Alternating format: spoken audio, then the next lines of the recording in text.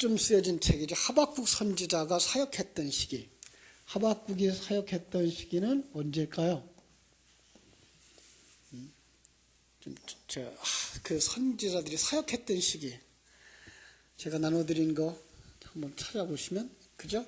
주전 BC 606년에서부터 586년 이 시기에 사역자죠.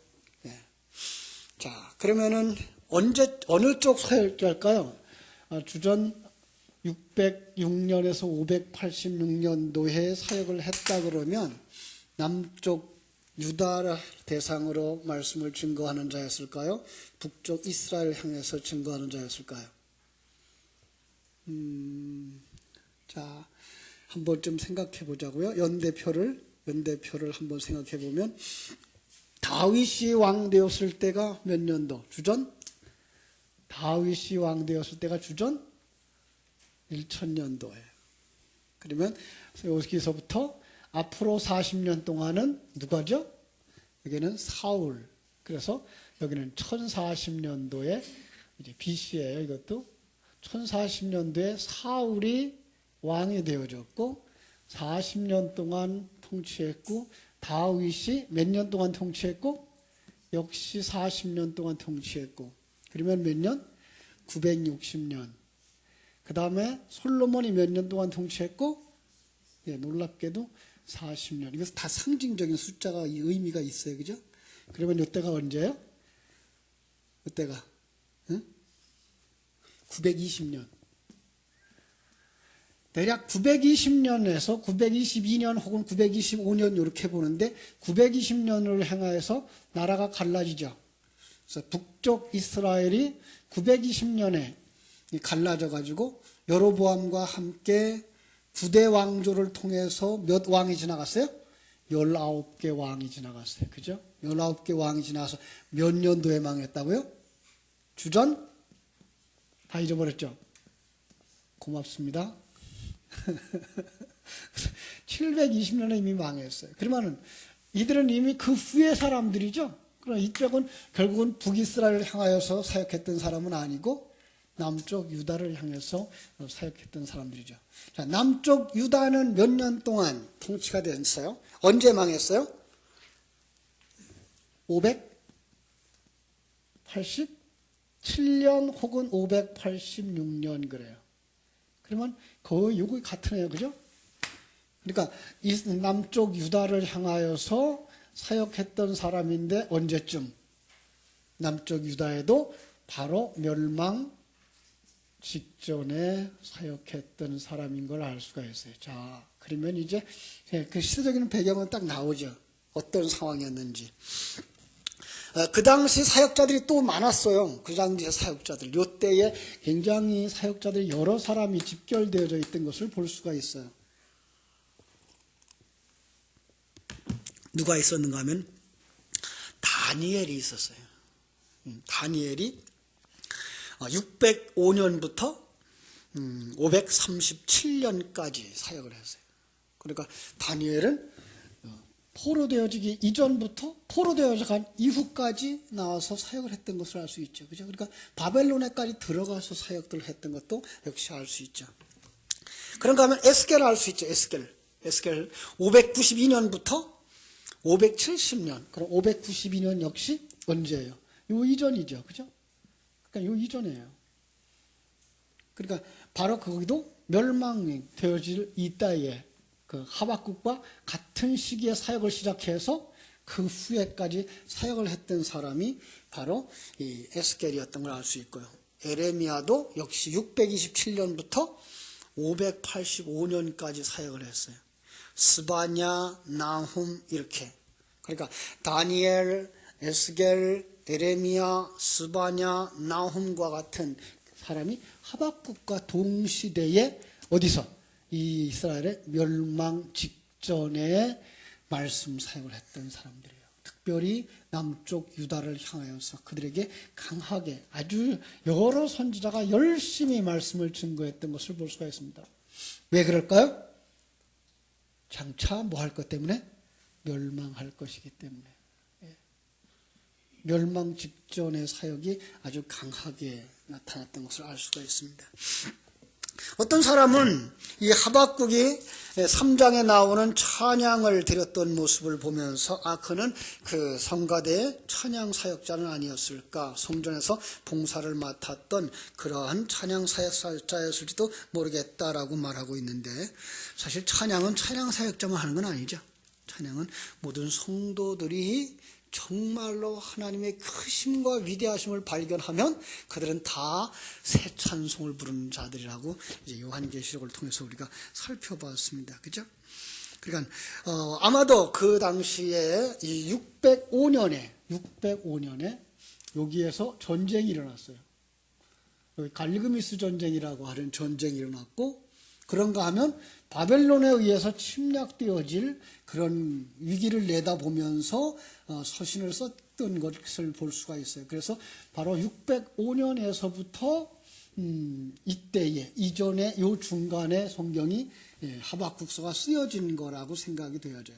어떤 면에서 이런 상황이 605년에 갈그미스 전쟁이 있어서 그 갈대아인들이 와가지고 공격해 놓은 그 상황을 보고서, 아니 하나님 어떻게 이럴 수가 있겠습니까? 라는 아마 탄식을 했을 것 같고, 그런데도 불구하고 하나님은 뭐 한다고요? 더 놀라운 일들을 보게 될 거다라는 거, 바벨론의 침략을 당해서 너희들이 이제 포로가 되어져 갈 거다라는 예언을 하시는 이야기를 봐서 우리는 여기서 이 하박국서는 요 605년에서부터 500년 사이에 쓰여졌겠구나라는 생각을 할 수가 있는 것입니다. 그래서 우리는 그때에 주어졌다라고 보죠. 자, 이 하박국서의 특징이라 그러면 아주 짧은 거야. 일단은 짧아요. 그죠? 그런데 그 속에서 역사적 시각을 가지고 어떤 것들을 우리가 찾아낼 수 있어요. 이러한 상황 속에서, 자, 이제 북쪽 이스라엘이 멸망되어졌고, 아수르에 의해서 멸망되어졌고, 남쪽 유다는 머지않아서 바벨론에 의해서 멸망당하는 거죠. 포로되어져 가지만 실상은 남쪽 유다라고 하는 이름이 끊어질 위기에 있는 그런 상황 속에서 그걸 보고 하나님 앞에 나와 기도하고 있는 이 하박국의 모습, 그들의 모습은 어떤 모습이에요? 지금 이 모습은 왜 멸망이 와요? 타락 때문에 오죠. 타락. 그죠? 결국은 그들은 지금 타락한 상황인 것을 알 수가 있는 거죠. 타락이 뭐예요? 타락이 하나님을 떠난 거죠. 하나님 떠나면 하나님을 안다 모른다, 이거예요. 하나님을 떠난 자들이 하나님을 모르는 거예요. 이게 안타까운 거예요. 그들은 스스로는 하나님을 믿는다고 말하고 하나님을 섬긴다고 말하고, 우리는 의인이라고 말하고 있는데 하나님은 뭐라 그래요? 난 내가 누군지 몰라. 이 정도예요. 이 상황이에요. 여러분은 박근혜 대통령을 아십니까? 그런데 여러분은 박근혜 대통령을 안다고 말할지라도 박근혜 대통령이 여러분을 알까요? 그건 성경은 안다고 말하지를 않는 거예요. 여러분들이 여러분의 남편을 알고 여러분의 남편이 여러분을 아는 것만큼 되어졌을 때 그게가 안다고 말하는 거예요. 그러니까 성경에서는 이들은 지금 하나님을 떠나 있기 때문에 하나님이 그들을 모르는 거예요. 그들은 스스로 하나님을 안다고 말하고 있지만 하나님을 모른다고 하는 거예요. 그래서 그들에게 어떻게 해요? 채찍질 하시는 모습, 그게 하나님의 손길로 보여지지 않는 거예요. 이겁니다. 그들이 지금 이런 위기를 만나고 전쟁을 당하고 있는데 그 상황 속에서 그게 하나님의 손길로 보이지 않는 것. 여러분, 오늘 성도들은 어떤 사람입니까? 하나님을 아는 자들이에요. 그죠? 그래서 그 하나님이 우주를 움직여 가시고 역사를 움직여 가시고 나라를 움직여 가시고 여러분과 나의 가정, 여러분과 내가 살고 있는 삶을 이끌어 가시는 게 보이고 아는 사람, 그가 하나님을 아는 사람이에요.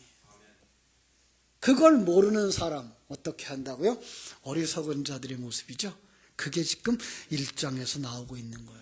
자, 지금 우리가 읽은 모습 속에서 보자고요. 여호와여, 내가 부르짖어도 주께서 듣지 아니하시니 어느 때까지일까? 내가 강포로 말미암아 외쳐도 주께서 구원하지 아니하시나이다. 어찌하여 내게 죄악을 보게 하시며 패역을 눈으로 보게 하시나이까? 겁탈과 강포가 내 앞에 있고 변론과 분쟁이 일어나나이다. 이러므로 율법이 해이하고 정의가 전혀 시행되지 못하오니 이는 악인이 의인을 에워쌌으므로 정의가 굽게 행하여 지민이다. 네. 이 기도를 통해서 그가 뭐 하고 있는 거예요? 그는 하나님을 모르고 있다는 거예요. 지금 하나님이 그들 속에 일하고 있는데 그게 안 보이는 거예요. 여러분, 하나님을 아십니까? 그분이 여러분의 인생을 만들어가고 계신 걸 아십니까? 예, 이거예요.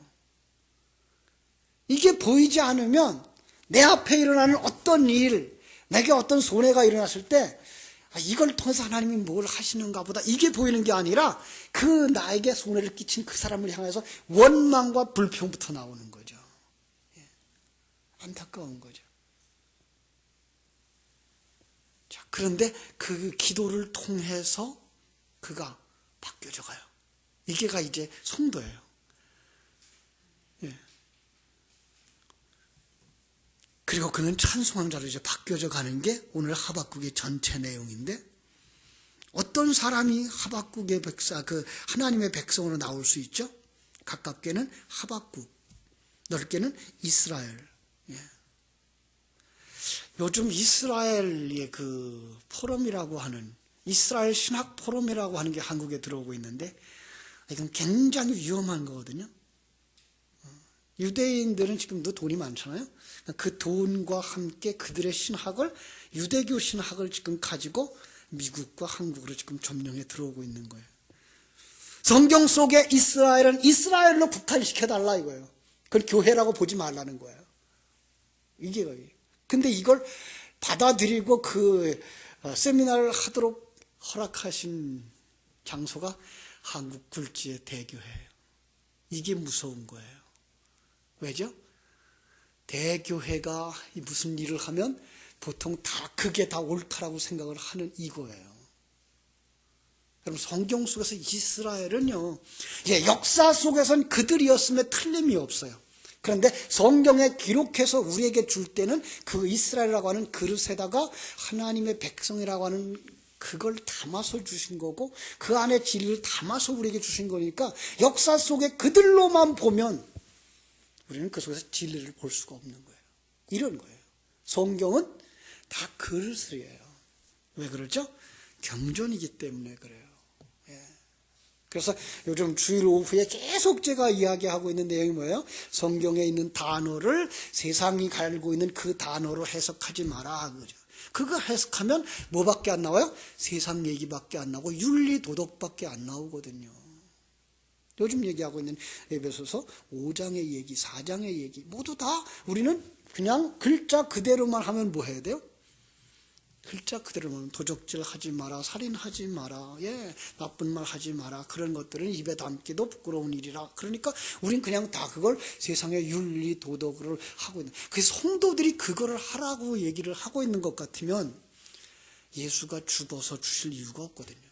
예수가 죽지 않아도 그건 세상 사람들도 하고 있어요. 오히려 우리보다 더 잘하고 있어요.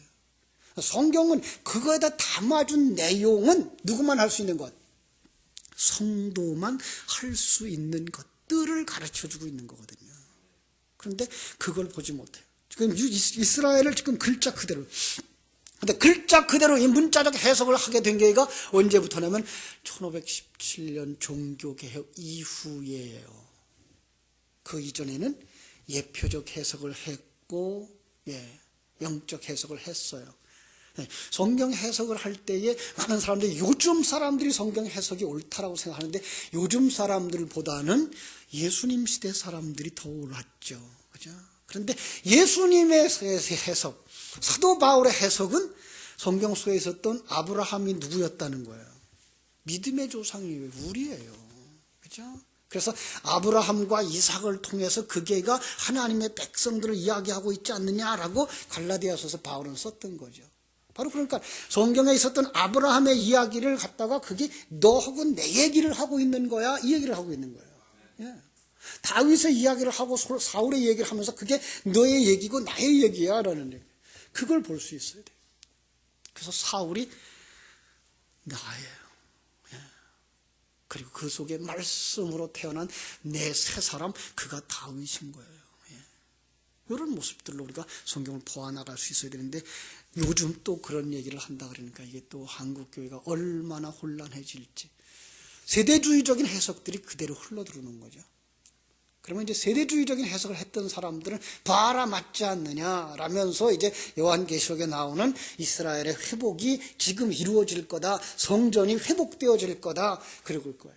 여러분, 성전이 회복되어지면요. 예루살렘 성전이 회복되어지면 그들은 뭐 할까요? 또 양 잡겠죠. 그럼요. 제사를 지내야 되니까. 그럼 예수 아직도 안 죽은 거예요. 그들은요. 메시아는 아직 안 죽은 거죠.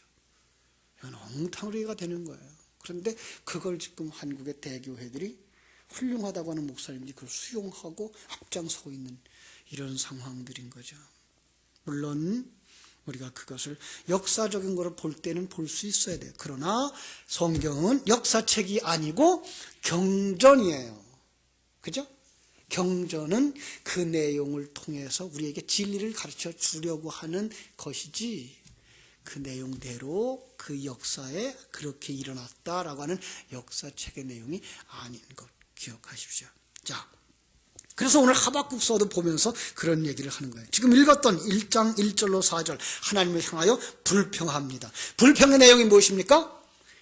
형통하고 번창해야 할 이스라엘들, 의인은 고난을 받고 반대로 망해야 될 악인들, 이방인들이 번창합니다.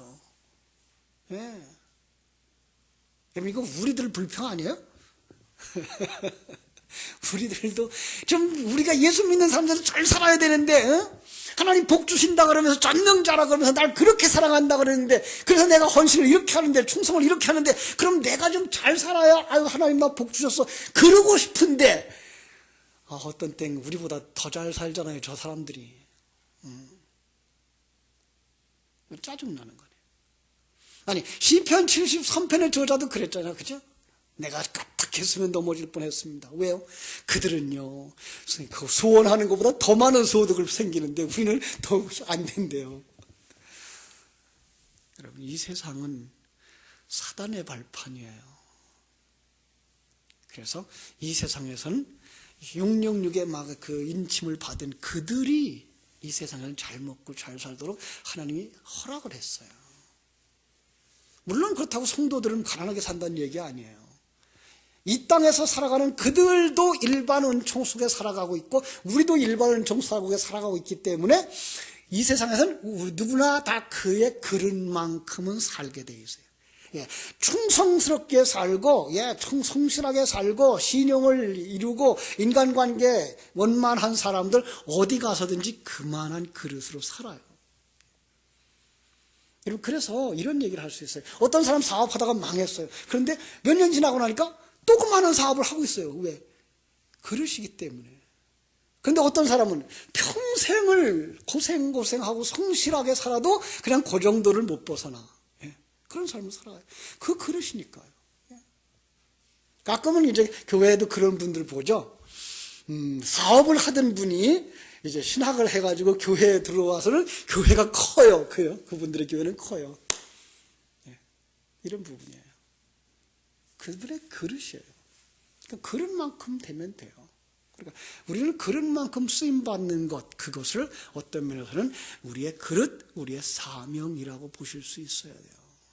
그것 때문에 속 아프면 여러분 속병 생겨요. 그것 때문에 걱정하지 마시고 그냥 거기서 자유하세요. 어차피 돈 많아도 밥 3끼 먹고 가난해도 밥 3끼 먹어요. 그리고 마지막 돌아가실 땐 다 털어놓고 간다고요. 아무것도 안 가져가요. 천국에 가져가지 않아요.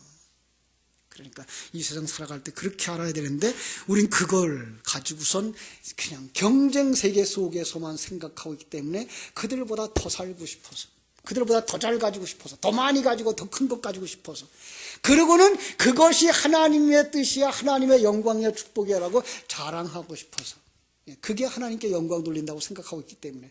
그런데 그 요만큼 가지고는 어디 가서 기가 죽어서 말을 못 벌리죠. 그죠? 그들 앞에 가서, 부자 앞에 가서. 그래서 한동안은 이제 전도하는 전도 전략 속에서 이제 전도자들이 그 사람 만나러 갈 때는 그 사람이 소나타 정도의 차를 가지고 있으면 그랜저를 타고 가라. 이게 전도 전략이었어요. 그럼 우리는 세상에 돈 가지고 전도하는 거 아니잖아요. 그죠? 바로 알아야 되겠죠? 자, 그랬더니 하나님이 뭐라고 대답을 하실까요? 하나님이 뭐라고 대답해요? 이제 5절부터 봅니다. 그죠? 5절부터 11절까지 하나님이 대답을 하는데 뭐라고 대답했을까요?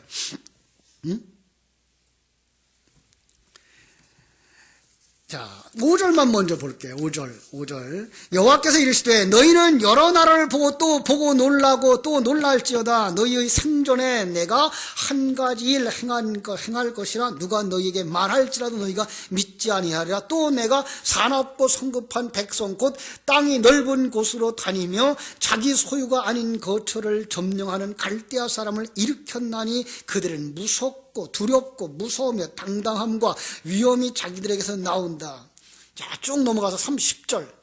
왕들을 멸시하며 방백을 조소하며 모든 견고한 성들을 비웃고 흉복을 쌓아 그것을 점령할 것이라. 그들은 자기들의 힘을 자기들의 신으로 삼는 자들이라. 이에 바람같이 급히 몰아치게 행하여 범죄하리라. 무슨 뜻일까요? 나는 그들을 뭐 한다고요? 도구로 삼아서 너희들을 징계할 거야. 이거예요. 지금 너희들에게 오고 있는 그들이 너희들을 징계하러 오는 자들이야. 내가 도구야. 내 도구. 응? 자, 6절 보세요. 6절 잘 보세요. 보라, 내가 여기 동그라미 치세요. 사납고 성급한 백성 곧 땅이 넓은 곳에 다니며 자기 소유가 아닌 것처럼 점령하는 갈대아 사람을 일으켰다. 예. 그럼 그들은 어떻게 온 거예요? 하나님이 보낸 거예요.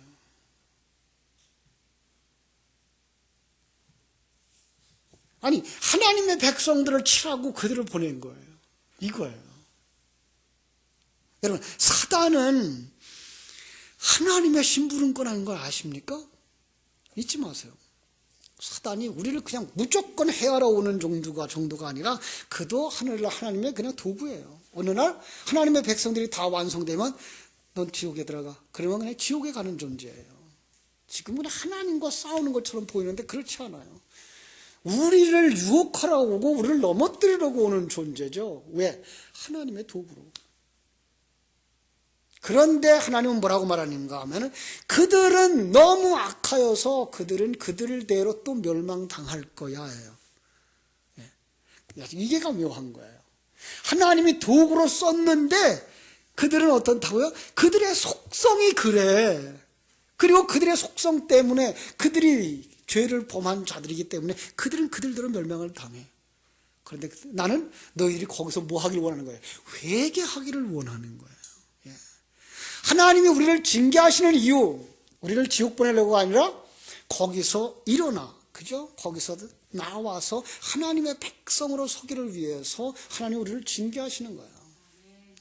이스라엘 백성들을 광야에서 그렇게 힘들게 했고 애굽에서 또 바벨론에서 그들이 고생을 하는 그 이유 중에 하나 뭐예요?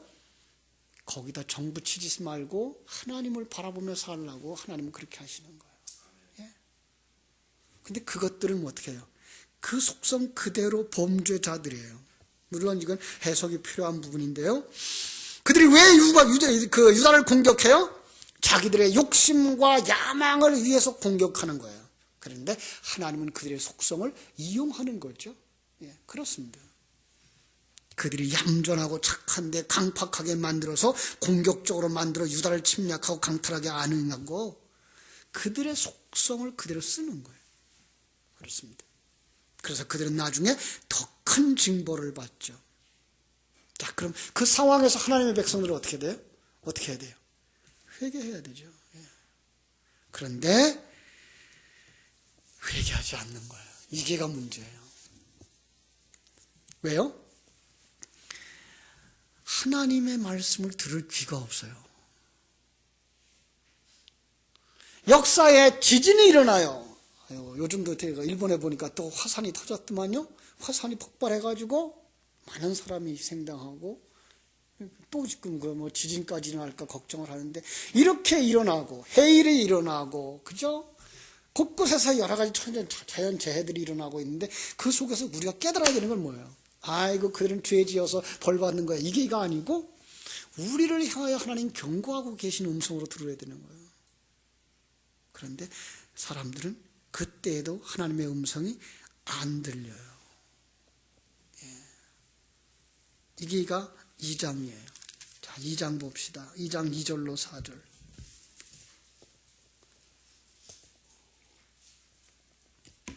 여호와께서 내게 대답하여 이르시되 너는 이 묵시를 기록하여 판에 명백하게 새기되 달려가면서 읽을 수 있게 하라.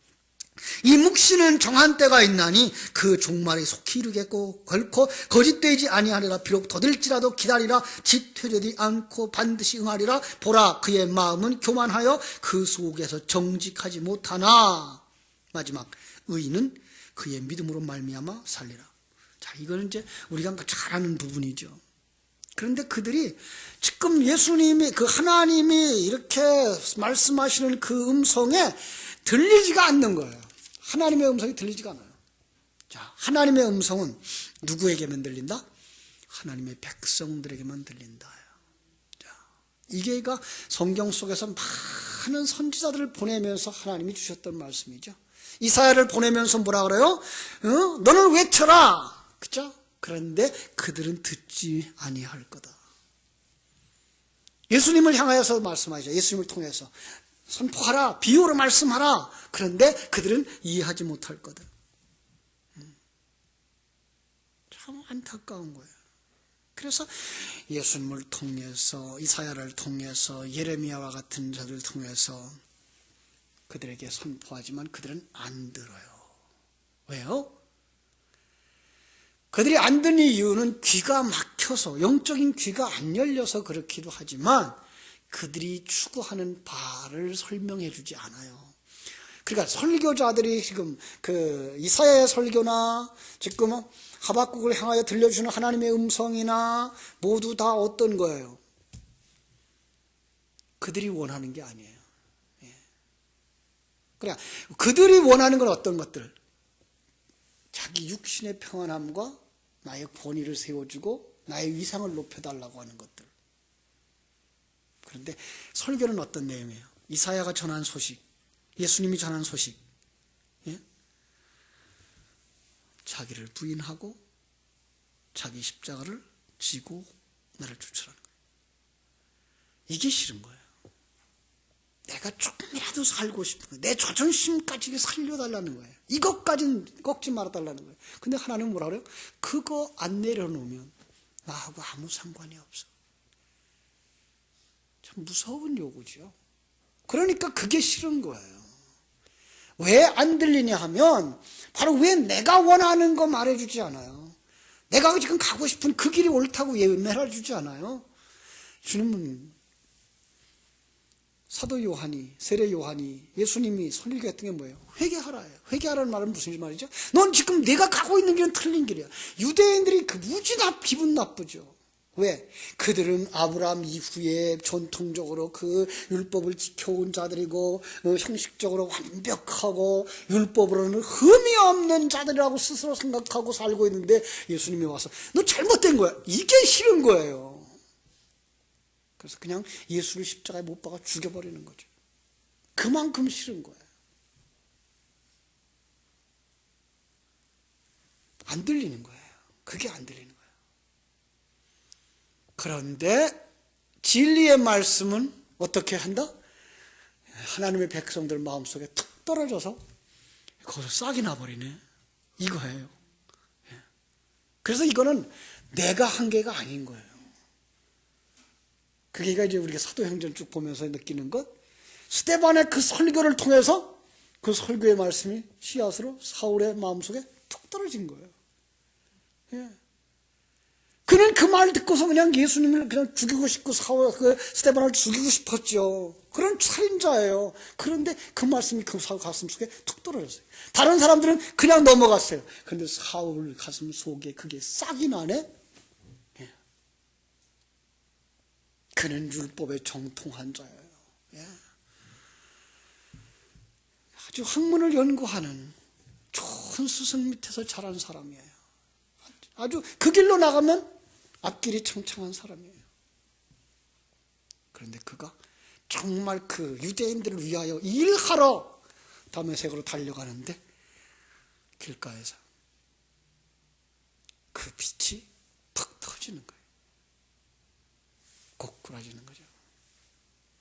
그리고 그가 소경이 되어버리는 거예요. 이야, 내가 소경이었구나. 그러니까 빛이 와야만 자기가 소경인 걸 알고 성령이 와야만 자기가 틀렸다는 걸 알아요. 이거 모른다고요.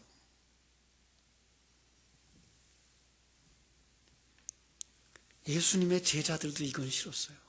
그래서 예수님의 제자들도 예수님 3년 반 동안 따라다녔지만 항상 모이면 무슨 얘기? 누가 더 클까?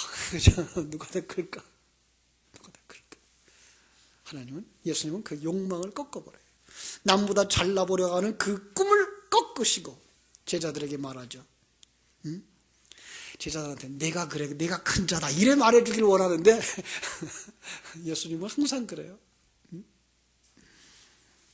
나를 따라보려거든 죽어야 한다. 너는 있으나 너는 없는 자가 되어야 된다. 이 얘기가 작은 자가 되라는 얘기예요. 성경 속에서 작은 자는 어떤 존재예요? 없는 존재예요. 그래서 세상에서 큰 자는 하늘에서 작은 자가 없어요. 하늘에. 그 사람은 하늘에 없는 거예요. 그리고 세상에서 작은 자가 천국에 있는 자예요. 이게가 크다 작은다의 표현을 한 거지 이게가 크기 작기로 얘기해서 한 건 아니에요.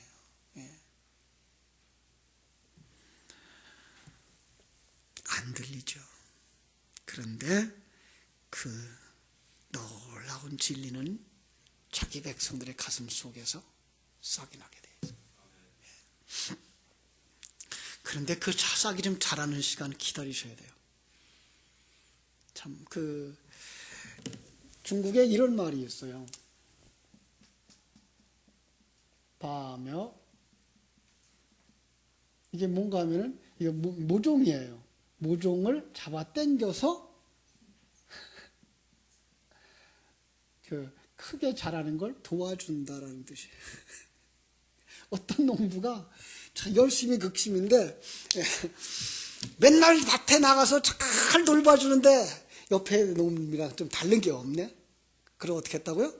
그 새싹을 뽑아서 남보다 키운 거죠. 그럼 그 다음날 어떻게 됐을까요? 다 죽은 거죠. 기다리셔야 돼요. 우리는 정말 그때까지 기다려야 돼요. 하나님 일하셔야 돼요. 참. 그래서 믿음은 뭐가 필요해요? 인내가 필요한 거예요. 예, 그렇죠?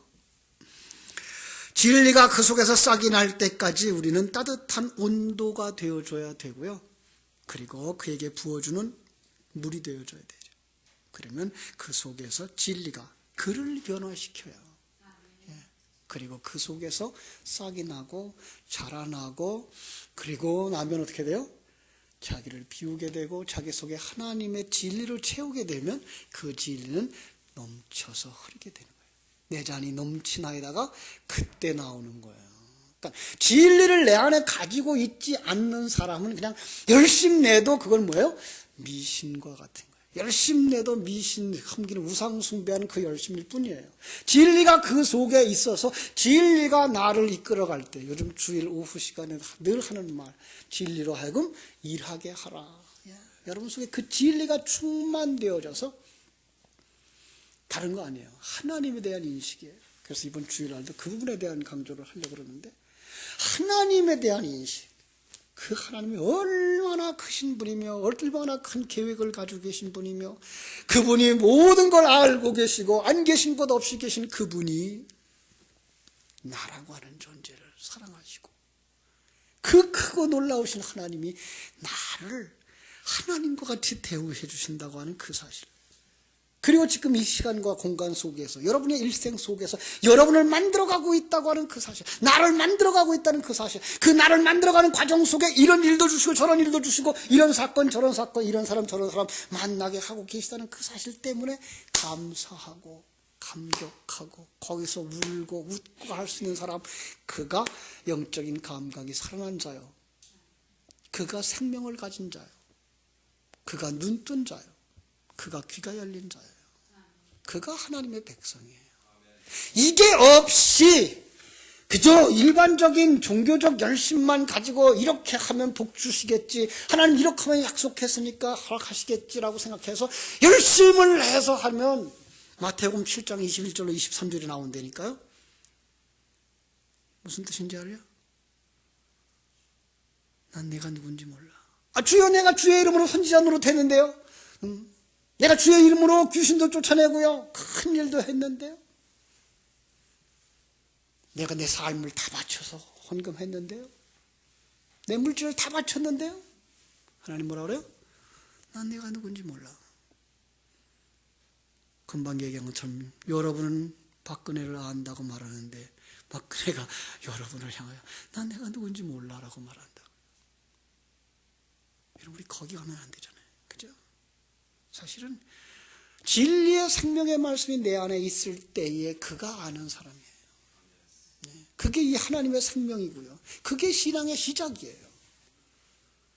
그게 없이 내 열심과 내 열정만 가지고 종교적인 행위로 추구해가 나간다 그러면 마태복음 7장 21절로 23절에 그 사람들과 다를 바가 없는 거예요.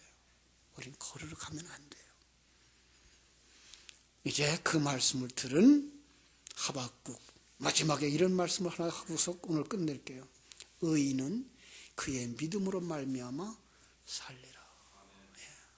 이 믿음이 뭔지 깊이 묵상하십시오. 내가 믿습니다가 아닌, 생각이 안 나거든. 이번 주일날 월요일부터 새벽 예배를 다 뒤져보십시오. 거기에 잘 정리를 해드렸습니다. 믿음이 뭔지, 정말 믿음이 뭔지. 그게 없이는 아무것도 아니에요. 그런데 그 믿음이 어떻게 우리가 가질 수 있었는지, 그리고 우리를 어떻게 그 믿음 안에서 믿음의 사람으로 태어날 수 있는지 한 주간 동안 묵상하시고 다음 주 금요일 날 만납시다.